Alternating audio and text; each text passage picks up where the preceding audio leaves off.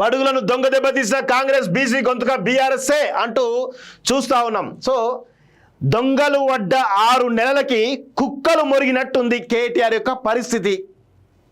సిగ్గుండాలే కేటీఆర్, బీసీల గురించి ఇప్పుడు మాట్లాడుతున్నావా? 10 సంవత్సరాలు ఏం గడ్డి వీకినావు కేటీఆర్? సిగ్గుండాలే కదా కొంచెమైనా మాట్లాడడానికి బీసీల గురించి. 10 సంవత్సరాలు బీసీలు గుర్తురాలే, అధికారంలో ఉన్నప్పుడు అధికారం కోల్పోయిన తర్వాత గుర్తురాలే.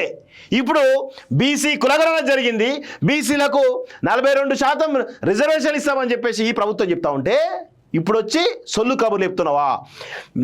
గతంలో 33% ఉన్నటువంటి బీసీ రిజర్వేషన్లు 23% తగ్గించిందే మీ దొంగలు కదా, మీ కల్వకుంట్ల కాలకేయులు కదా. ఇప్పుడు ఎట్లా మాట్లాడతావు బీసీల గురించి? సిగ్గుండాలి కదా మాట్లాడడానికి. దయచేసి బీసీ సమాజమా, ఈ కల్వకుంట్ల కాలకేయులను దయచేసి తరిమి కొట్టాలి. వీళ్ళకు ఓట్లు వేయద్దు. వీళ్ళు బీసీల ద్రోహులు. వీళ్ళంతా కూడా ఏనాడు కూడా వీళ్ళు బీసీల కోసం మాట్లాడలేదు. ఇప్పుడు వచ్చి మాట్లాడదు. మీ చెల్లె కవిత, ఆమె సంవత్సరం క్రితమే యునైటెడ్ ఫూలే ప్రింట్ అని ఆమె మొట్టమొదటిగా బీసీ మూమెంట్ స్టార్ట్ చేసింది. పెద్ద ఎత్తున బీసీ మూమెంట్ ముందు తీసుకుపోయే ప్రయత్నం చేసింది. ఆనాడు బుద్ధి రాలే మీకు, ఇప్పుడు వచ్చి మాట్లాడుతాను. ఎందుకంటే ఇక్కడ బీసీల మీద ప్రేమ కాదు వీళ్ళకు బీసీల మీద ప్రేమ లేదు.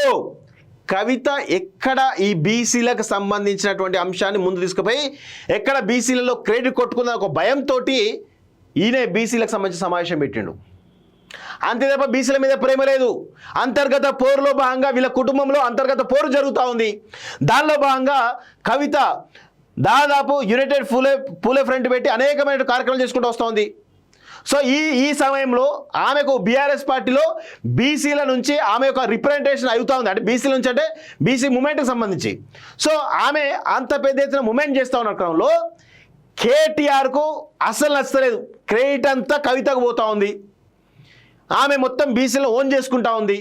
ఆమె బీసీ ఉద్యమాల్లో పాల్గొంటూ ఉంది, ధర్నాలు చేస్తూ ఉంది. అనేక రకాలుగా ఆమె కులగణనలో ఆమె వివరాలు ఇచ్చింది. ఇట్లా బీసీలకు సంబంధించిన దానిలో చర్చలో భాగంగా ఆమె పేరు తెరపైకి వస్తుంది. ఈ క్రమంలో నా పేరు తెరపైకి వస్తలేదు, బీఆర్ఎస్ పార్టీ పేరు అసలు తెరపైకి వస్తలేదు. సో ఈ క్రమంలో ఏం చేయాలంటే ఇప్పుడు దొంగలు పడ్డ 6 నెలలకు కుక్కలు మొరిగినట్టు ఉంది పరిస్థితి కేటీఆర్ది. ఇప్పుడు బీసీలకు సంబంధించిన సమావేశం పెట్టి ఏదో మొత్తానికి బీసీలు ఓన్ చేసుకో, బీసీలకు అన్యాయం జరిగిన మాట మాట్లాడతారు. ఫస్ట్ ఆఫ్ ఆల్ తన్ని ధర్మాల ఈలను బీసీ సమాజమా, మీకు చిత్తశుద్ధి ఉంటే ఈ కల్వకుంట్ల కాలకేయులను చెప్పులతో తన్ని తరమాల్సిన అవసరం ఏర్పడింది. ఎందుకంటే వీళ్ళే గత 10 సంవత్సరాలుగా బీసీలను మోసం చేసింది.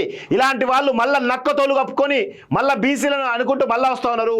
వీళ్ళను వదలద్దు, వీళ్ళను తన్ని తరమాలి. తెలంగాణ సమాజం నుంచి తెలంగాణ గ్రామాల తన్ని తరిమి దయచేసి ఈరోజు మీరు గెలిపించుకోవాలి, మీ బీసీలను గెలిపించుకోవాలి తప్ప వీళ్ళని ఎక్కడ కూడా ఎంకరేజ్ చేయొద్దు అని చెప్పేసి కూడా బీసీ సమాజాన్ని కోరుతా ఉన్నాను.